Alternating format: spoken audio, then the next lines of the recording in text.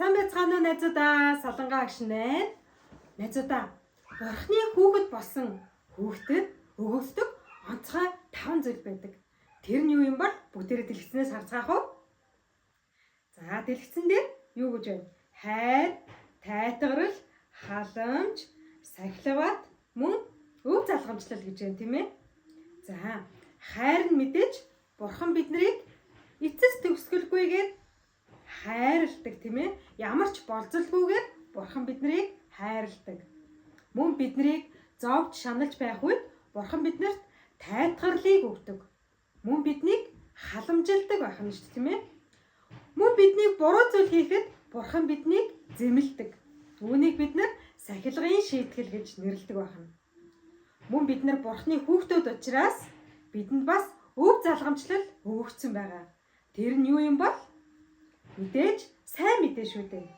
Бид Есүсийн тухай сайн мэдээг бусдад дамжуулах хэрэгтэй. Сайн мэдээ тарааж Есүсийг таниулах нь бидний хувьд маш чухал үүрэг байна. Тэгвэл бүгдээрээ хамтдаа нэгэн ишлэлийг олж уншицгаая. Шин гэрээ Үес 8-ийн 26-аас 29 дэх ишлэл. Үес 8-ийн 26-аас 29. За, багштайгаа хамт уншийе. Харин эзний тэнгэр элч Филиппт босох тун Иерусалимаас Газ руу урууддаг замаар урагш яв гэлээ. Энэ нь цөлийн зам. Тэрч босоод яв.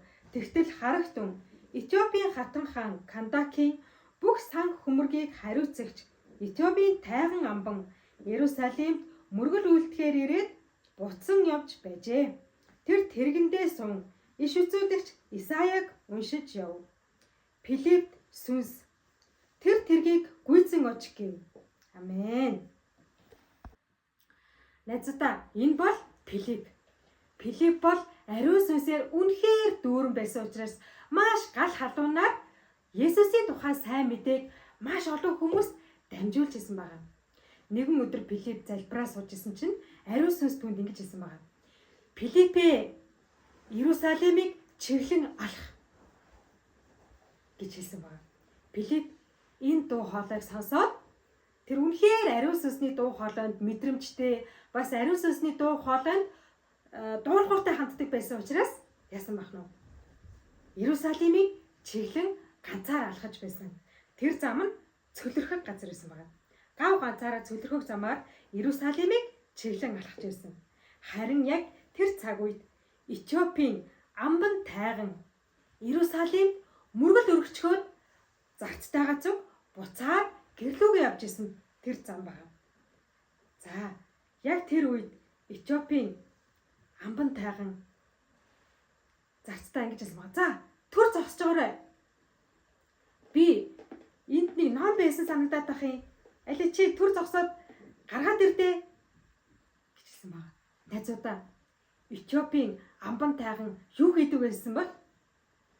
Тэр бол Этиопийн хатан хааны алтан сан хөмөргийг бүгдийг хариуцдаг маш итгэмжтэй тайган хүн байсан байна. Этиопийн хатан хаан түүнд итгээд бүх зүйлээ хариуцуулан даатгсан байгаа нь шүү дээ. Тэгэхээр тэр хэмжээгээрээ Этиопийн амбан тайган маш их эрх мэдэлтэй, маш өндөр байр суурьнд байдаг хүн байсан байгаа нь шүү, тийм ээ. За, ийм мундаг хүн Иерусалимд ирээд мөргөл өргөчгөөд буцаад явж исэн байна. Тэгээ загцтаа тэргээ төр зогсоогоорой. Энд нэг ном байсан. Зүгээр явж байхаар ном гаргаж уншия. За, эзэнтэй. Ингээд тэргээ зогсоогоод хайрцагнаасаа ном гаргаж ирсэн байна. За, тэр ном нь хаанаа болоо? Өө, энд бай. Эзэнтэй, би олчихсон. Энэ мөн үү? Энэ бол Исаягийн бичээс гисэн байна. Мөн үү эзэнтэй? Тийм ээ. Надаа задлаад надад өгөөд тоо. За. Гээд. За, эзэнтэй. Энэ бол Исая иш үзүүлэгчийн бичсэн ном байна. За. За, тэгвэл замдаа гарыг. Би замдаа уншаа явчихъя. За, ойлголоо эзэнтэй. Чү. За, энэ үед Этиопийн амбан тайган Исая иш үзүүлэгчийн бичсэн бичвэрийг уншиж байсан байна. За тэрэн дээр юу гэжсэн бэ гэхээр тэр нядлагдах хонь мэд хөтлөгдсөн бөгөөд хяргахчийн өмнө дуугарахгүй. Хонь шиг амааж тэр нээгээгүй юм. Энэ одоо юу гэсэн үг юм болоо? Нядлагдах хонь мэд нэгэн тэгээд хяргахчийн өмнө дуугарахгүй гэдэг чинь хүүхдүүдээ та нар хонь нэдлж байгааг харсан уу? Хонь нэдлэх үедээ ямар ч дуу гаргадаггүй тийм ээ. За энэ зөвлөлийг Этиопийн амбар тайган юусоо ойлгохгүйсэн байгаа. Энэ одоо юу гэсэн үг юм болоо? Нядлагдах хонь мэт гэж одоо Исая иш үзүүлэгч өөрийгөө хэлсэн болов уу? Эсвэл өөр хэн нэг хэлсэн болов уу? Яа, юусоо ойлгохгүй нэ. Энийг надад нэг хүн заахааснаас би юусоо ойлгохгүй юм бэ? Яг тэр цаг мөчид Филиппэд ариусвс. Филиппэ, тэр тэргийг гүйцэж оч гэж хэлсэн байгаа. Филипп тэр тэргийг гүйцэж очиж хэлсэн байна.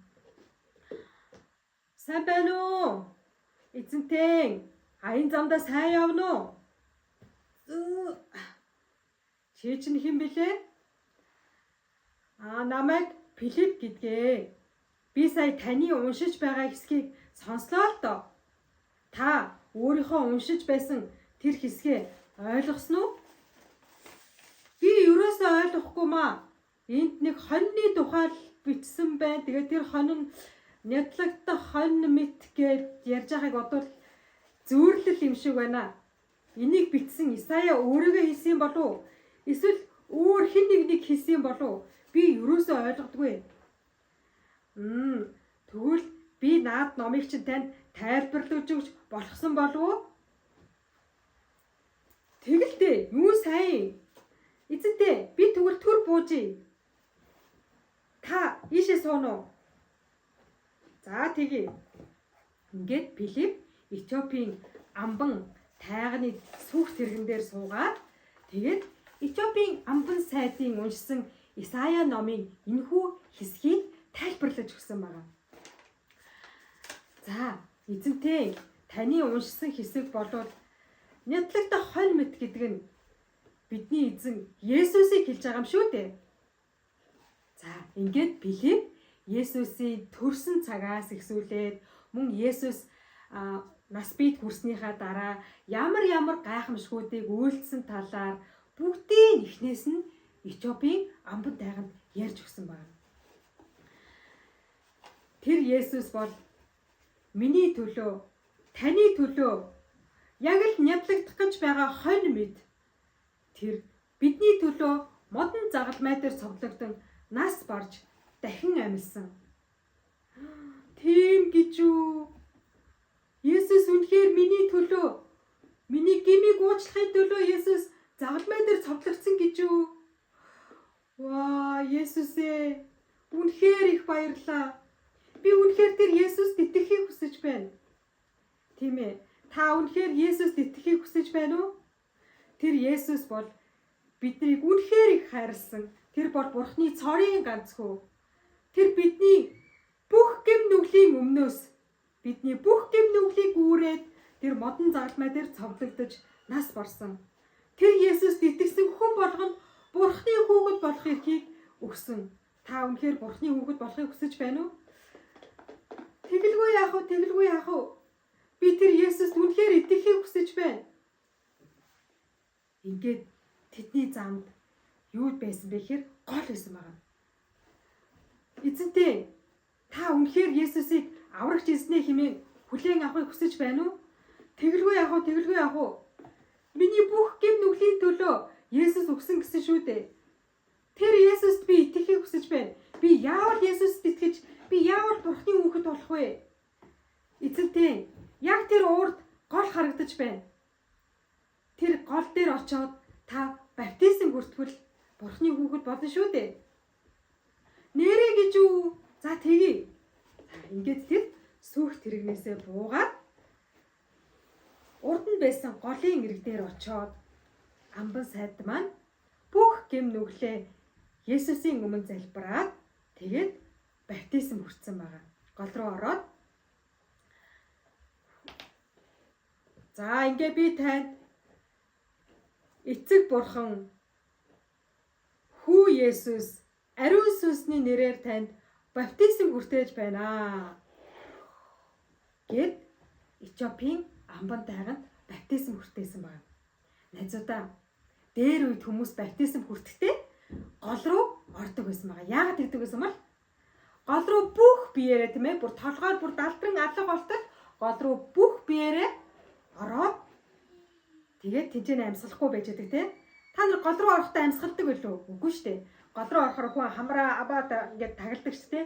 Тэр үед юу мэдрэгддэг вүлээ? Яг л үгсэн юм шиг тийм ээ амьсгалж чадахгүй тийм мэдрэмж төрдөг шүү дээ. За тэгээд буцаж гарч ирдэг.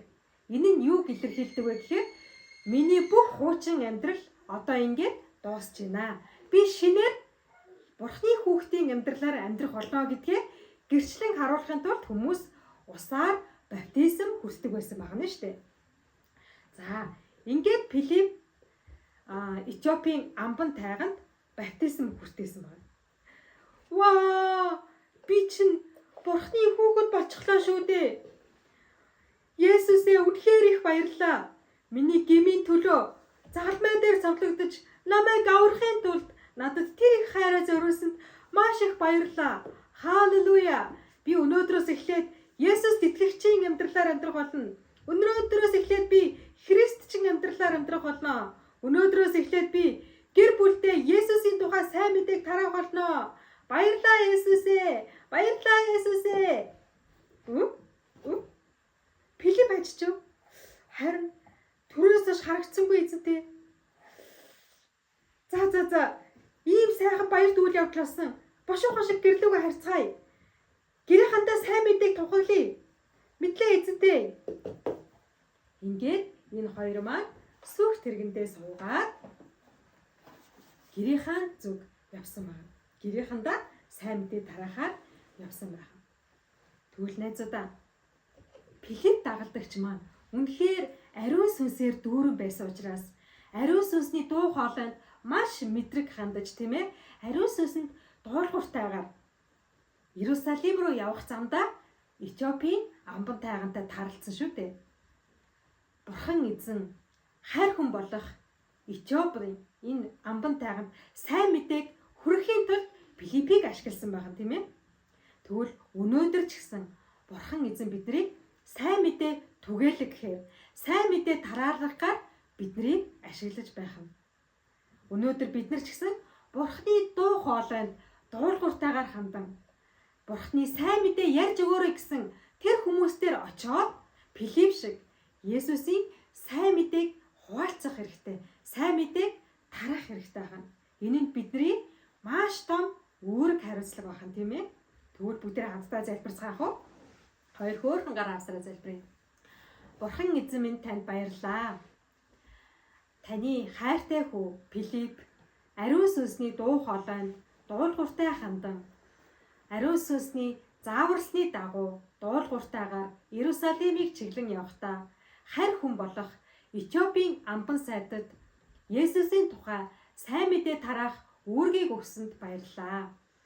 Этиопийн амбан Филиппийн ярьж байгаа сайн мэдээг хүлээж авч өөрчлөгдөн гэр бүлдээ очоод сайн мэдээ тараасан шиг бид нар ч гэсэн Есүсийн сайн мэдээг Есүсийг хараахан мэдэхгүй байгаа найзуудтай хуваалцдаг хүүхдүүд байлгаж өгөөч.